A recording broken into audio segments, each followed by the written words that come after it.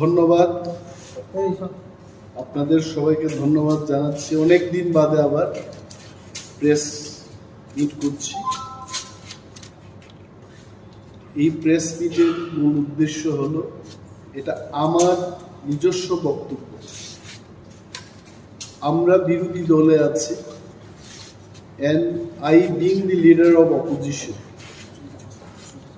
আমার একটা কর্তব্য থাকে যে রাজ্যের মানুষ সরকারকে কিছু কিছু কথা বলতে চায়, তাদের সেই বক্তব্য সরকারের নজরে আনা এবং রাজ্যের মানুষের নজরে আনা, এটা আমাদের কাজ। আপনারা দেখেছেন যে ইদানিংকালে আধার কার্ড এবং প্যান কার্ডের লিঙ্ক, এই যে লিঙ্কিং করার যে পদ্ধতি, এইখানটায় একটা লিঙ্ক করার জন্য গভর্নমেন্ট ইজ চার্জিং 1000 rupees। একটা বাড়িতে যদি 5 জনের সেই লিঙ্কিংটা হয়, তাহলে 5000 টাকা করে দিতে হচ্ছে। এই যে ব্যবস্থা, আপনারা যারা আছেন আপনারাও জানেন, ইউ অল আর রিপোর্টার্স, জার্নালিজমকে নিয়ে যারা কাজ করছেন, আপনারা আমার চেয়ে আরো বেশি ভালো জানেন। সুপ্রিম কোর্টের একটা রায় আছে যে জীবনের সর্বক্ষেত্রেই, in a day to day life, সবখানে কিন্তু আধার কার্ডের কোনো প্রয়োজন নেই। It is not my statement, এই রাইটে সুপ্রিম কোর্টের। নাও মাই কোয়েশ্চেন ইজ, যদি সব ক্ষেত্রে Aadhaar card is not required, why this linking? এবং এই লিঙ্কিংটা করতে গিয়ে একটা লোককে 1000 টাকা করে দিতে হচ্ছে। এবং মাই ডিমান্ড, আমার স্পেসিফিক ডিমান্ড থাকে, যদি লিঙ্কিংও করতে হয়, why it is 1000? It should be 50 rupees, it should be 10 rupees. মানুষের থেকে এইভাবে কেন টাকা নেয়?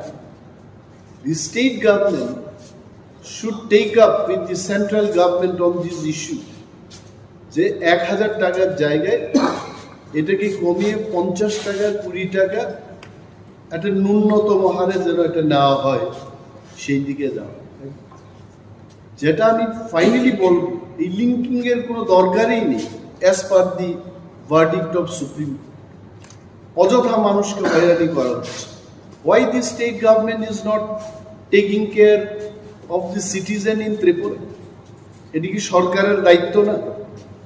মাননীয় মুখ্যমন্ত্রী, উনি একজন শিক্ষিত, উচ্চ শিক্ষিত মুখ্যমন্ত্রী, উনার নজরে আসা উচিত। He should be safeguarding the people. তো আমি আমার ভেরি স্পেসিফিক ডিমান্ডটা আমি রাখলাম যে হয় এটা বন্ধ হোক, হয় এটাকে ন্যূনতম হারে করা হোক। নাও সবচাইতে আর একটা যে বিষয় ভেরি ইম্পর্টেন্ট, এটা হচ্ছে বিদ্যুৎ মাশুল বৃদ্ধি করা। What is the service of our department? আজকে শহর অঞ্চলের কথাই বলি, কি সার্ভিসটা হচ্ছে? লোডশেডিং হচ্ছে, বিভিন্ন অফিসে বিদ্যুৎ দপ্তরের তাদের গাড়ির কোনো ব্যবস্থা নেই। যারা রাত্রিবেলায় সার্ভিস দিতে যাবে, they can't go by walk. আমি যে এলাকায় প্রতিনিধিত্ব করি, আসারাম বাড়ি, আই ক্যান টেল ইউ, একবার যদি সেখানে লোডশেডিং হয়, God only will repair that. 3 দিন 4 দিন বাদে স্কুলে, বিভিন্ন স্কুলে যেখানে বিদ্যুৎ পরিষেবার দরকার, ইট ইজ নট দেয়ার। এই ব্যবস্থাগুলো উন্নতি না করে বিদ্যুৎ মাশুল বৃদ্ধি করছে কি কারণ? দি পিপল অফ ত্রিপুরা, আমরা যারা বিরোধিতায় আছি বা সরকার পক্ষে যারা আছে, আপামর ত্রিপুরার জনগণ জানতে চান কেন এই বিদ্যুৎ মাশুল বৃদ্ধি করা হলো without proper service. This is a question. আমি অনুরোধ করব রাজ্য সরকারকে এই বিষয়ে মানুষের উদ্দেশ্যে কথা বলা, যে কি সার্ভিস হচ্ছে এবং কেন বিদ্যুৎ মাশুল বৃদ্ধি করা হচ্ছে। That has to be explain to the people. এবং রাজ্যের মানুষের কাছে এটা বলছি, সরকারকেও বলছি, অনেক রাজ্যে আমরা দেখেছি, লাইক ইন দিল্লি, এটা তো ফ্রি ইলেকট্রিক সাপ্লাই বা পাওয়ার সাপ্লাই দেওয়া হয়ে থাকে। পাঞ্জাবে it is free of cost. যেখানে অন্যান্য রাজ্যে ইলেকট্রিসিটি বা পাওয়ার সাপ্লাইটাকে ফ্রি মানে সার্ভিস দিচ্ছে জনগণের স্বার্থে, আমাদের এই রাজ্যে বিদ্যুৎ মাশুল এরা বৃদ্ধি করছে। We want to know from the government যে এটা কেন হচ্ছে। আর একটা সবচেয়ে যে জিনিস আপনারা লক্ষ্য করেছে, নেশা মুক্ত ত্রিপুরা ওনারা গর্বে। কি হচ্ছে নেশা মুক্ত? আমরা মনে করি, আমি মনে করি, ত্রিপুরার মানুষ মনে করে যে নেশা আরো বৃদ্ধি পাচ্ছে। It has increase. প্রতিটি এলাকায় ড্রাগস, প্যাডলার্সদের সংখ্যা বৃদ্ধি পেয়েছে, নেশাগ্রস্ত যুবক যুবতীদের সংখ্যা বৃদ্ধি পেয়েছে, এইডস রোগীর সংখ্যা বৃদ্ধি পেয়েছে। একটা জেনারেশন শেষ হয়ে যাবে।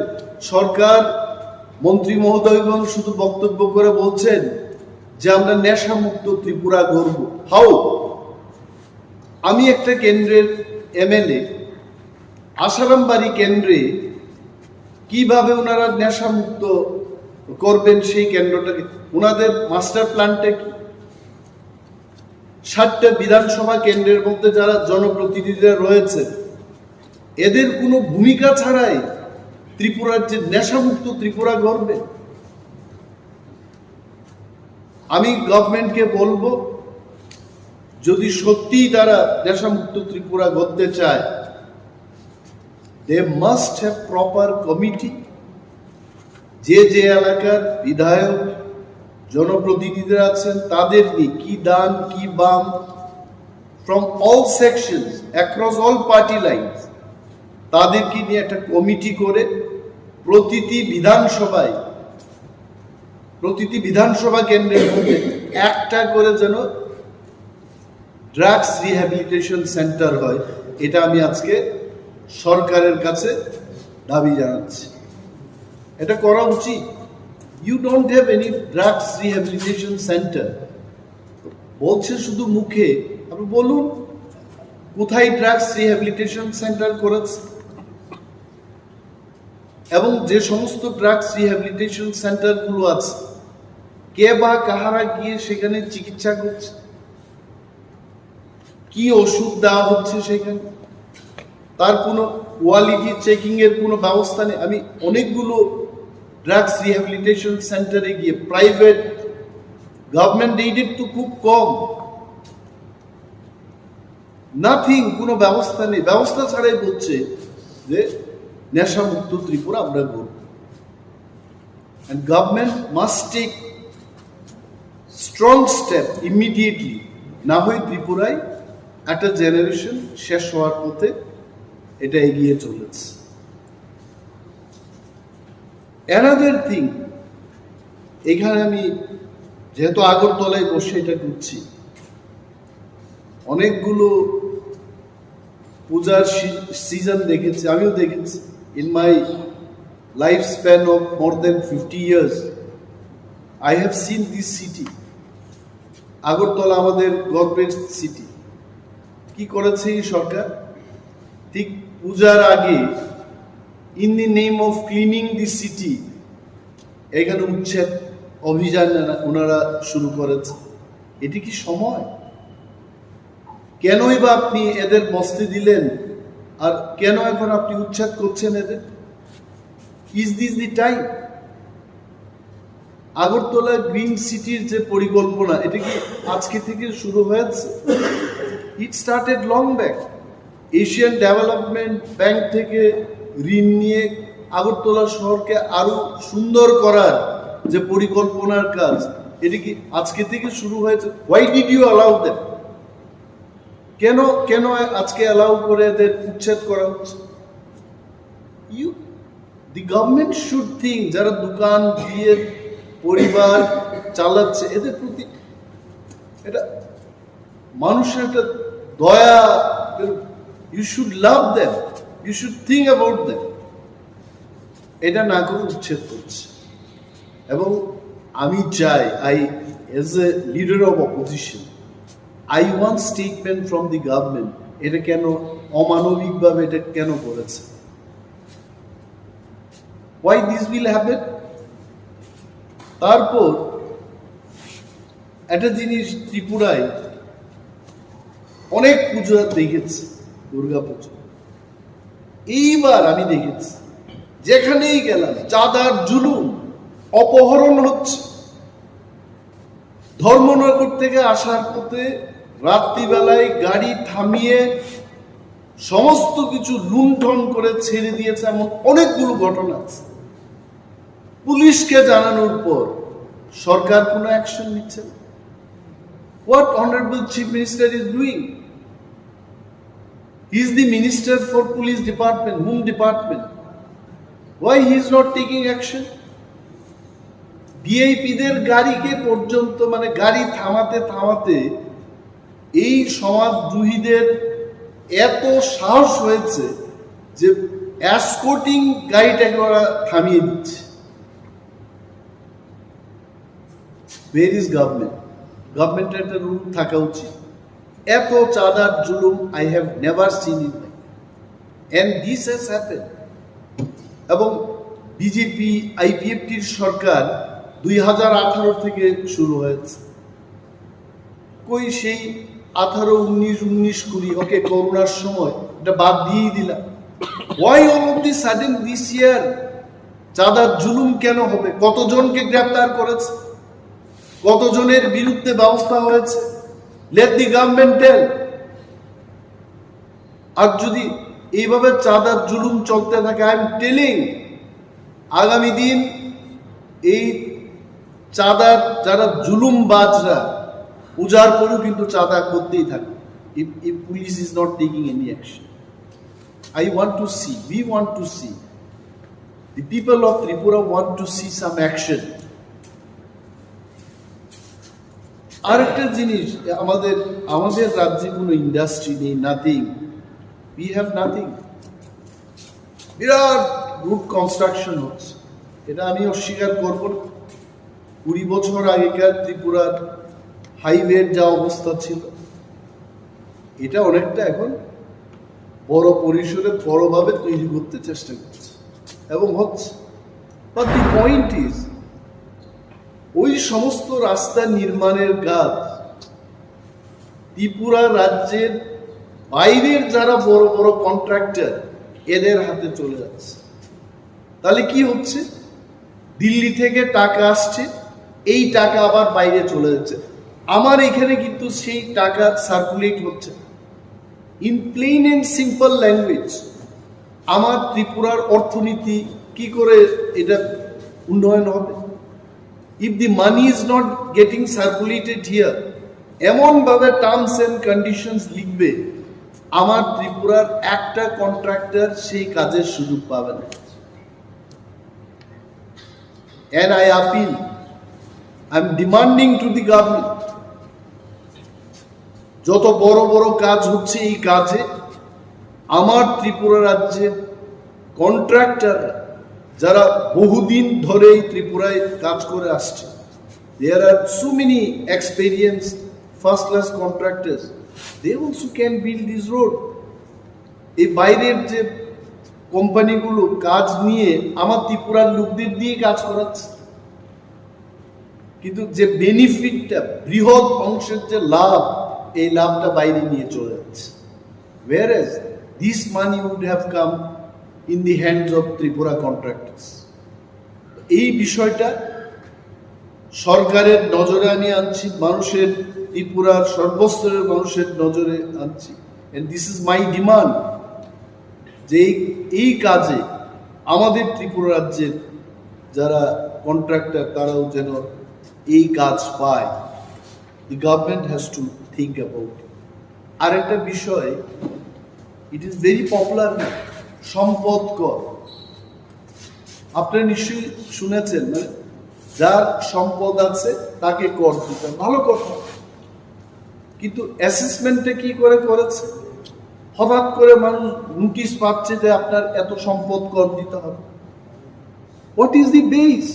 আমি কয়েকদিন আগে মেয়র সাহেবের একটা ছোট্ট ক্লিপিংস দেখেছি।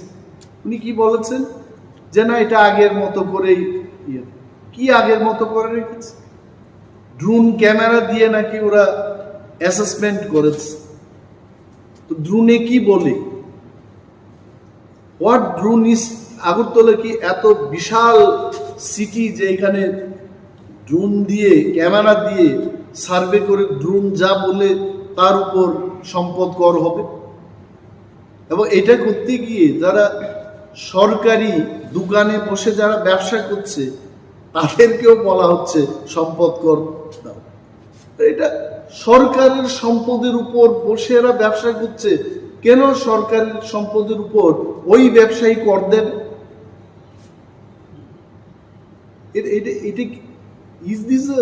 এটা কি স্বচ্ছ ত্রিপুরা? কি বলে স্বচ্ছ ত্রিপুরা, এক ত্রিপুরা, শ্রেষ্ঠ ত্রিপুরা?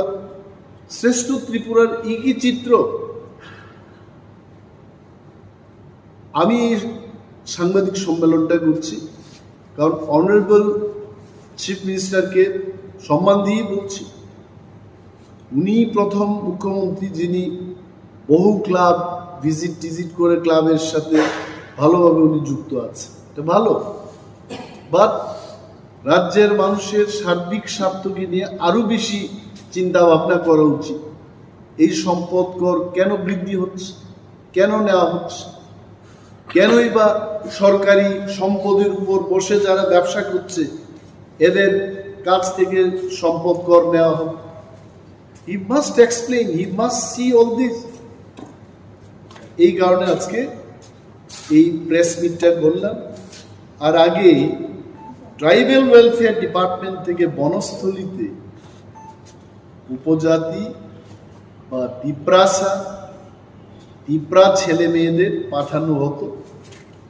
সেখানে ফ্রি ট্রাইবাল ওয়েলফেয়ারের মাধ্যমে লেখাপড়া করানো হতো এবং অনেকেই মাস্টার ডিগ্রি করে, পিএইচডি করে ত্রিপুরা ইউনিভার্সিটি বিভিন্ন কলেজগুলিতে প্রফেসরশিপে কাজ করছে।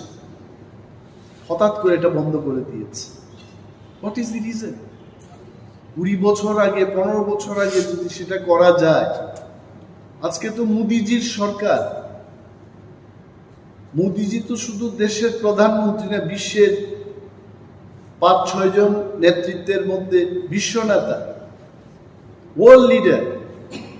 ওনার আমলে তো টাকার কোনো প্রবলেমই নেই। রিজার্ভ ব্যাংক ওনাদের কন্ট্রোলে, গান্ধী মাথায় ওনাদের কন্ট্রোলে। গান্ধী মাথা বলতে নোট। কিসের প্রবলেমে ওনারা হঠাৎ করে এটা বন্ধ করে দিয়েছে? আমি দাবি জানাচ্ছি, সরকারের দৃষ্টি আকর্ষণ করে বলছি যে বনস্থলীতে এসটি ছেলে মেয়েরা যেন আবার পড়াশোনা করতে পারে সেই ব্যবস্থা চান। Thank you so much. এই কয়েকটা বিষয় নিয়ে আপনাদের সঙ্গে কথা বলতে চেয়েছিলাম। আপনারা এসছেন এবং ধন্যবাদ জানাচ্ছি। You have any question you can ask. আর একটা বিষয় যে আমার কোয়ার্টারকে নিয়ে, আমার সরকারি আবাসকে নিয়ে কেউ কিছু লিখতে চেষ্টা করছে। My dear news friends, journalist এবং সমস্ত মিডিয়া হাউসের মালিকগণকে সম্মান দিয়ে আপনাদের বলছি, বিরোধী দলনেতা হিসেবে আমার প্রাপ্যটা হলো একটা মিনিস্ট্রিয়াল কোয়ার্টার পাওয়া। ওই কোয়ার্টার, আমি শুধু কোয়ার্টারই চেয়েছি। আমি কিন্তু আই ডিডন্ট সে দ্যাট আমাকে 50 লক্ষ টাকার, 1 কোটি টাকার একটা কোয়ার্টার দিতে হবে তৈরি করে। No, nothing. I wanted only one quarter. এখন ইঞ্জিনিয়াররা সেখানে কি এস্টিমেট করেছে, কি করেছে, পত্রিকা পড়ে আমি অবাক হয়ে গেলাম। এটা সরকার সিদ্ধান্ত নেবে। আমি যে 6 মাস ধরে কোয়ার্টার পাচ্ছি না, আমাকে সমর্থন করে সাংবাদিক বন্ধুরা আপনারা লিখবেন যে সরকার ব্যর্থ হয়েছে, যে লিডার অফ অপোজিশনকে উইথিন 6 মান্থ 6 মাস পেরিয়ে গেছে এখনো কোয়ার্টার দিতে পারছে না, এটা আপনারা লিখলেন না।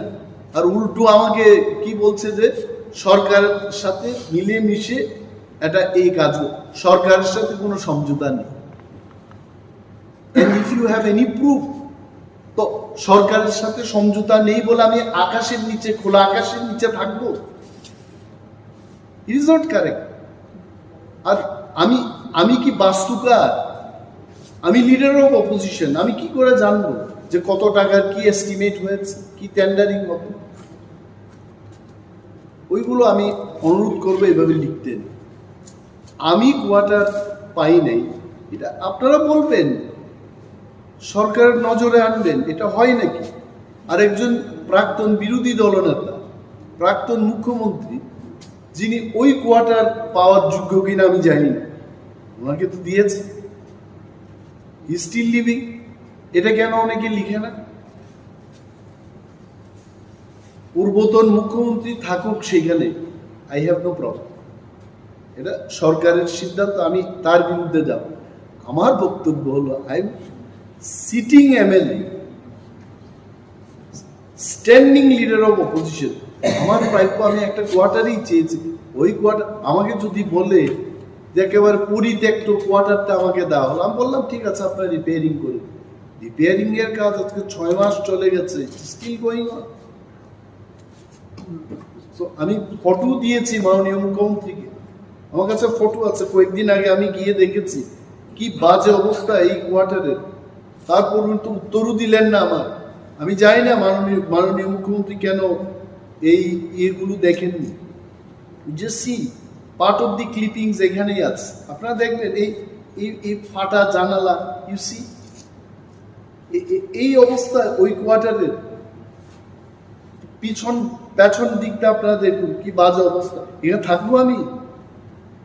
এটা থাকতে পারে? পত্রিকায় হুট করে লিখে দিয়েছে, উনি কেন কথা বলছেন?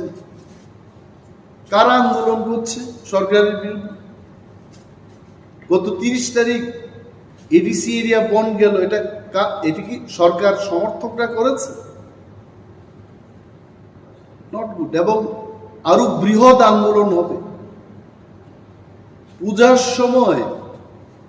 আগে আমার অনেক প্রিয় সাংবাদিক বন্ধুরা আছেন, গ্রামে গঞ্জে দুর্গা পূজা, এটা আমাদেরও পূজা, আমরাও আনন্দে উৎসবের মেজাজে, আমরা ত্রিপুরারাও আমরা আনন্দ উপভোগ করি। I am one of them. এরা পূজার সময় গরিবদের বেশি করে সরকারি কাজ দেয়, এবার তো দিচ্ছে না কাজ, নো এডিশনাল ওয়ার্ক। মাননীয় মুখ্যমন্ত্রীকে আমি বলবো, আপনি মানুষকে পূজার আনন্দ করতে দেবেন না, মানুষ কিন্তু বসে থাকবে না, আপনি জেনে রাখুন। নেই কাজ। ইউ বুয়েনাস কুয়াই ডিএম, ধলাই ডিএম, মানুষ দাবি করছে যে আমাদের পূজার সময় কেন কাজ দেওয়া হচ্ছে। আগে মানে উনার মুখ্যমন্ত্রীত্বের আগে এডিশনাল কাজ দেওয়া, এখন তো নর্মাল যে কাজটা ওইটা কমিয়ে দিয়েছে। দিজ আর দি থিংস আপনারা হাইলাইট করবেন, আমি জানি এই বিষয়টা, মানুষ জানুক, সরকার জানুক।